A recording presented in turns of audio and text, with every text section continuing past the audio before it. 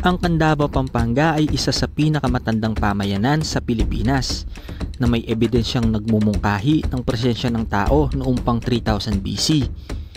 Kilala ito sa malawak nitong latihan, isang produktibong lugar ng agrikultura. At sa mayamang biodiversity nito, partikular na ang papel nito bilang sanktuaryo ng mga migratory bird. Ang kasaysayan ng bayan ay kaakibat ng pag-unlad ng Candaba Swamp na dating lawa at ngayon ay isang mahalagang lugar ng pangingisda at pagsasaka. Ngunit pagdating sa mga sakuna at kalamidad dulot ng masamang panahon at bagyo, ay isa ang bayan ng Candaba sa mga nakakaranas ng matinding pagbaha. Ito ay nagiging dahilan ng hindi kayang pagtawid ng mga sasakyan at motorsiklo. Kaya sa bidyong ito ay ipapakita natin kung ano na ang kalagayan ng nasabing bayan. Let's go!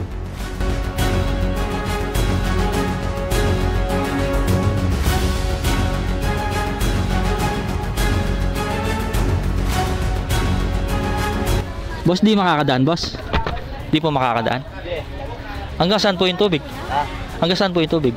Sa barangay, hanggang sa... Pero bumaba na po yan dati hanggang... Oh, agad dyan dati, no? Agad dyan. Hanggang Bewang po o lampas pa? Hanggang Bewang. Yan, kung makikita nyo, nasa kalsada na yung mga water lily. Siguro nung mataas yung tubig, talagang nagstay dito, tapos bumaba yan, kaya nagstay dito.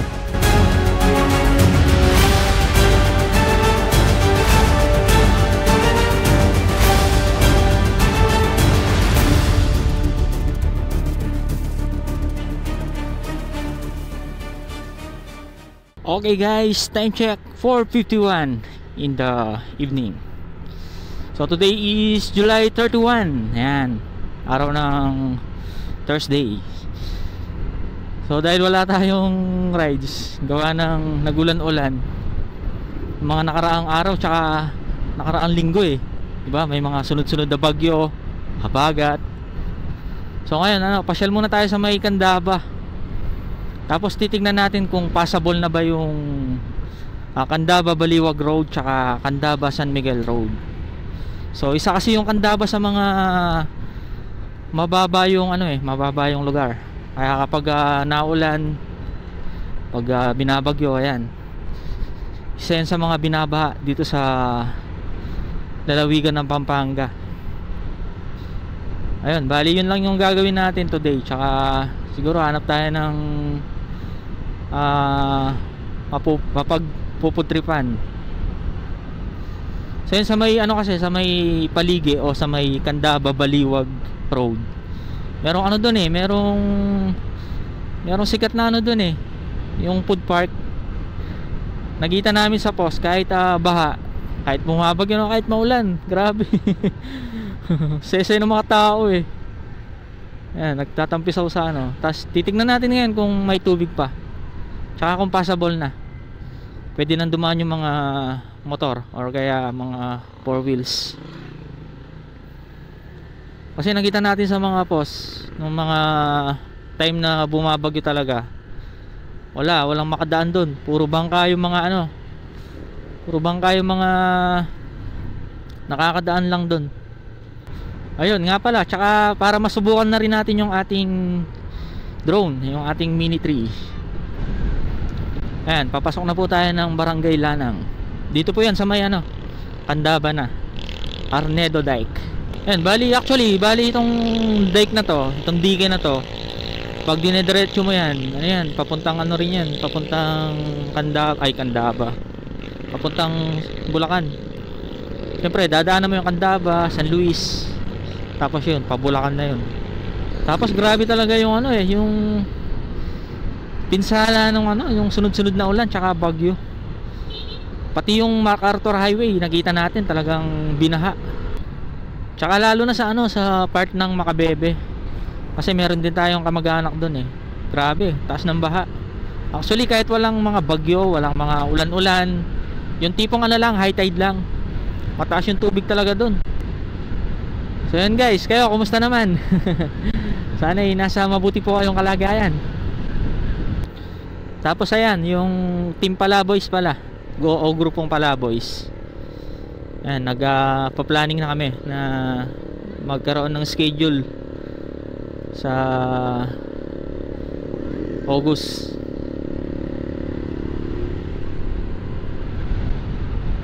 Baka 9 or 10. Sana di maulan nun.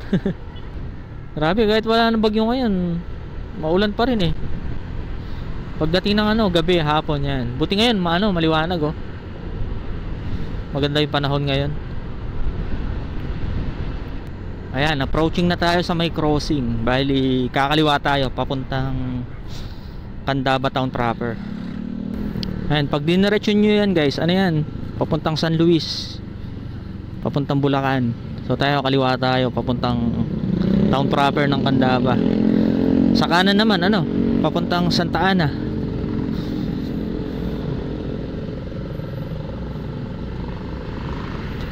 Tapos after nating kumaliwa, ayan, may dadaanan tayong tulay dito. Dito magkikita natin yung Pampanga River.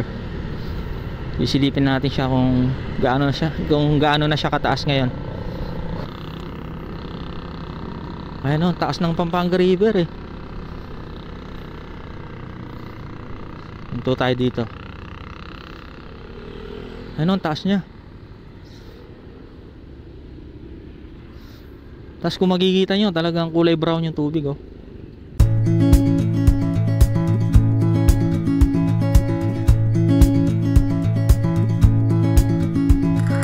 Wish that I could stay. Wish for this moment to never go away. But it's all in my mind. And though I know that there is nothing to find, you're a beautiful sight in the summer night. And you can't put up a fight in the misty light.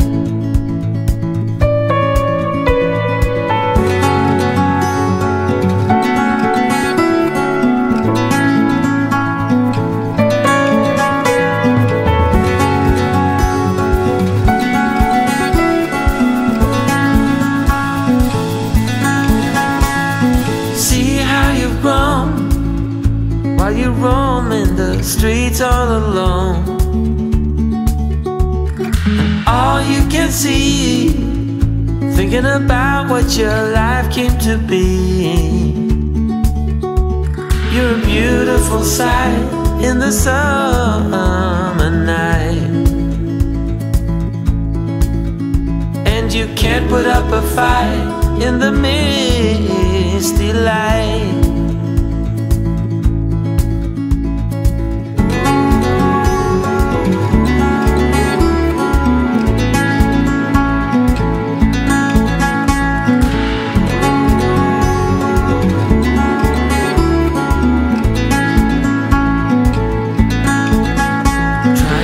Another day, like the mothers of Brazil find their way. We're all on our own, but you're the most beautiful I've ever known. You're a beautiful sight in the summer night, and you can't put up a fight in the misty light.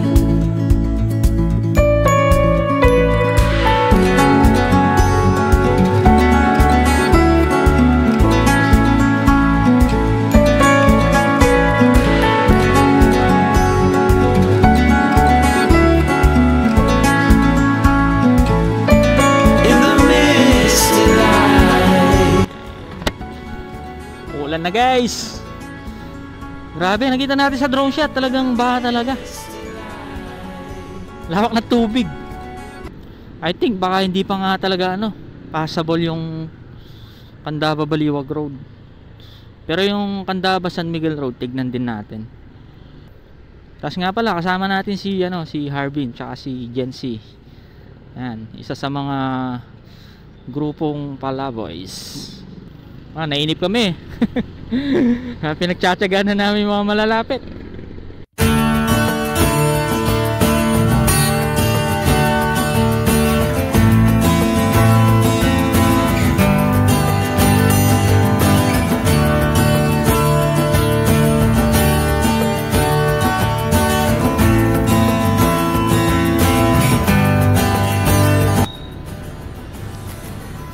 Tapos ito yung pangalawang tulay.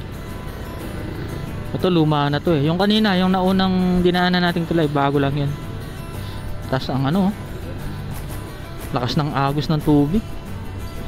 Parang nga may whirlpool pa eh. Ayan o. Parang may ipo-ipo.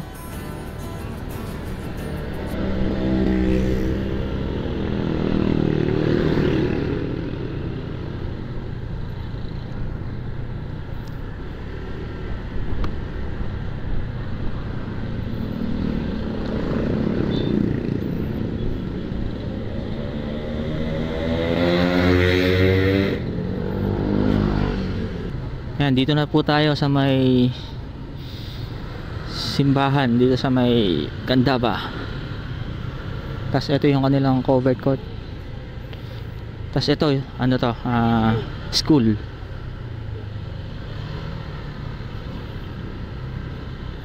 Tapos ayan, dito yung kanilang ano, pinaka palengke, public market.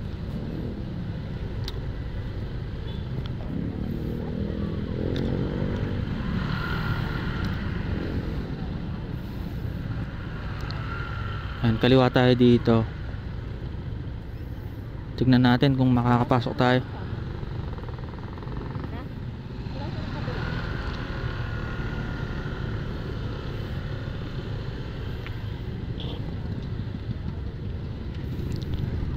Bali, ito na yung papuntang ano, Baliwag. So, tignan natin kung pwede ba dumaan yung motor. Alam ko kasi nagbabangka lang sila dito eh. Yung mga lokal dito sa mismong barangay na to, kung pupunta sila dito sa may palengke nila, nagbabangka sila.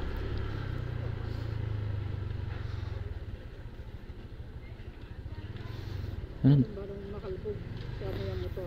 Oh, alam na alam mong baha oh, daming motor na nakapark.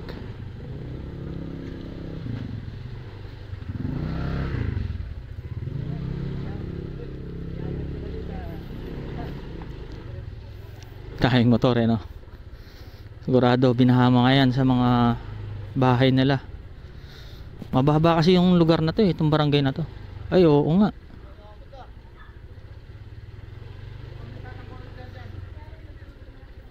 Baha nga. Boss, di makakadaan boss? Di po makakadaan? Hanggang saan po yung tubig? Ha? Hanggang saan po yung tubig? Sa barangay, sa hanggang sa... Pero bumaba na po niyan dati hanggang... Oh, agad dyan dati ano? Agad dyan. Hanggang Bewang po o lampas pa? Tapos Bewang.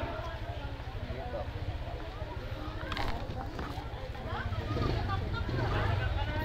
So yan guys, ano pa? Not passable pa yung papuntang Baliwag. Pakalbog. Wah. So yan, sabi ni Kuya, medyo malalim pa daw eh, lampas Bewang. So malalim nga, negative nga. So, dahil di tayo makatawid, ano, paliparan na lang natin ng drone. Pakita natin.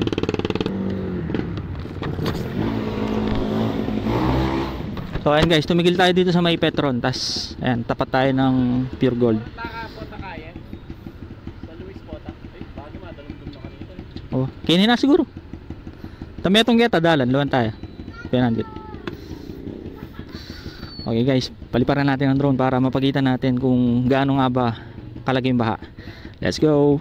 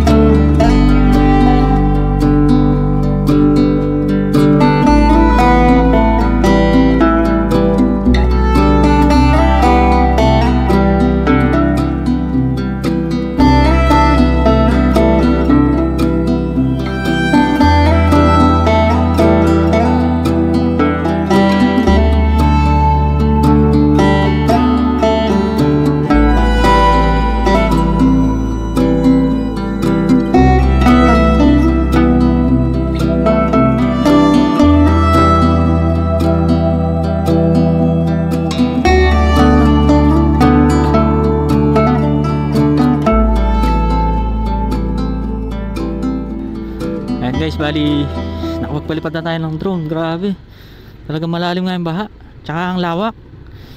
Yung nakita nyo ngayon sa ano, nakikita nyo sa screen na malawak yung tubig na parang dagat na. Dating ano yan eh, dating mga palayan. So nabaha siya. So yan nga pala, pupuntahan natin yung isang kalsada na papunta rin ng Bulacan sa may San Miguel. So Candaba San Miguel Road naman. Yan, galing tayo sa may Petron, tapos kumanan lang tayo. So ngayon titignan natin. So yun, di pa rin siya passable, no? Bali mag-iisang linggo na yatang walang bagyo, pero hindi pa rin humupa yung tubig. Humupa na pero ano, hindi pa rin siya passable. Tapos nakita natin sa drone, may nagbabangka pa, tsaka may naliligo pa eh. Sayang, punta sana kami sa may ano, may food park. Ay lang, hindi kami makadaan eh. Dito, try natin sa may Barangay Paralaya ata to. Yung kanina, yung lubog na barangay, saan yun? Barangay San Agustin. Siguro ano, baka bukas na ma-upload to. Oras na rin kasi eh, baka di ko matapos ngayon. Ano na, 5:49. Pero kung napaaga lang tayo, mga morning siguro tayo pumunta dito, baka na-upload ko ngayon to. So August 1 na siya ma-upload niyan. Para makapagbigay din tayo ng update sa mga, halimbawa yung mga galing ng Bulacan, tapos dadaan sa may Candaba, Candaba Baliwag Road, Candaba San Miguel Road, yan, para mapakita natin na kung possible na ba siya o hindi pa passable. Tapos dito, ganda ng mga puno oh. Puno ng acacia. Tapos dito oh, may nakalagay na road close, bawal maligo sa baha. Wala naman nang haharang. Titingnan natin, baka passable na eh. Tapos yung madadaanan din natin dito, puro mga palayan. Ano, pero dito may nakikita tayo mga malawak na tubig. Ayan, nakikita nyo yan, puro palayan yan eh. Pati dito sa kabila oh.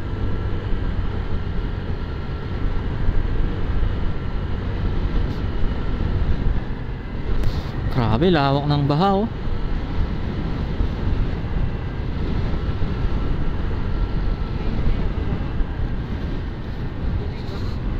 Ah, ito na yung baha. Hindi, pero ano, makakadaan ka pa rin dito. Nandito, may baha na dito oh. Ayan, ganyan lang siya.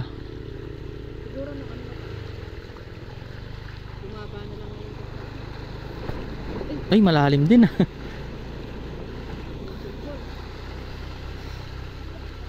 Kulang na lang ano, lubog yung ano natin, yung footboard. Tapos lawak ng tubig oh. Kala mo ano na siya, kala mo pispan na malawak oh. Tignan pa natin. Siguro nung mismong bagyo, ano, umabot din siguro dito ano. Makikita nyo yung semento, talagang may bakas pa ng pagkabaha. Grabe, lawak ng ano no. Isipin mo no, saan lahat galing yung tubig na yan eh no.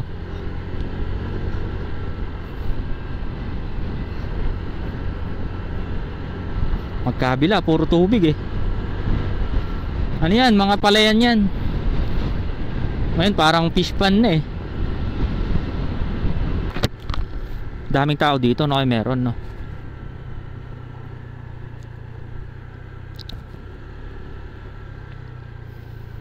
Ay no, nasa kalsada na yung mga water lily.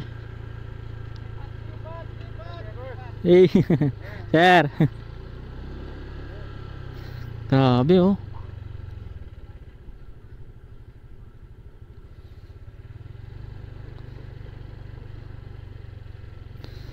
Ayan, kung makikita nyo, nasa kalsada na yung mga water lily. Siguro nung mataas yung tubig, talagang nagstay dito, tapos bumaba. Ayan, kaya nagstay dito. Hanggang dito na lang siguro, no? Kasi dito yung nadaanan natin, yung maraming tao kanina, nag-offer sila ng lipat. Kumbaga ililipat ka. Siguro hindi rin possible. Grabe lakas ng alon, no. Kala mo nasa dagat ka eh.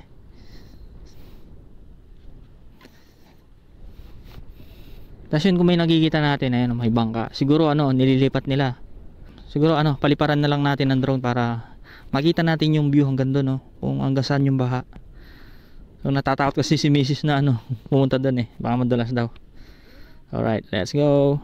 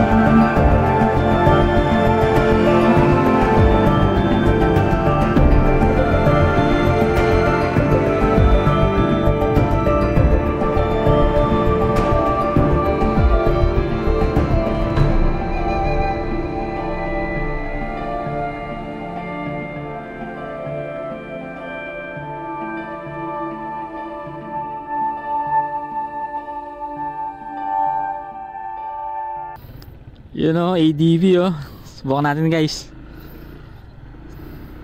Bago motor ni Gency. Yan. Yung bayaw ko. Yun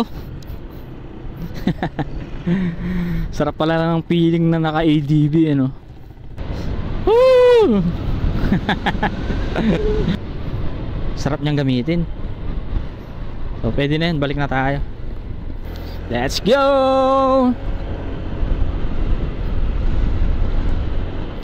Tsaka ang bilis niyang umangat. Bilis niyang umangat sa 50 to 60. Sa inyo mga nakatambay dito, nag-aalok sila ng lipat. Siguro ililipat kayo.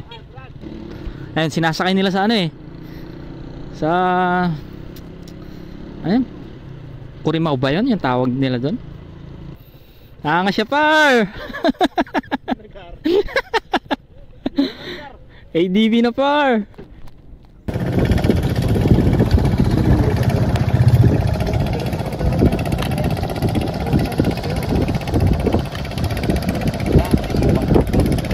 Ayun guys, di lang namin makita yung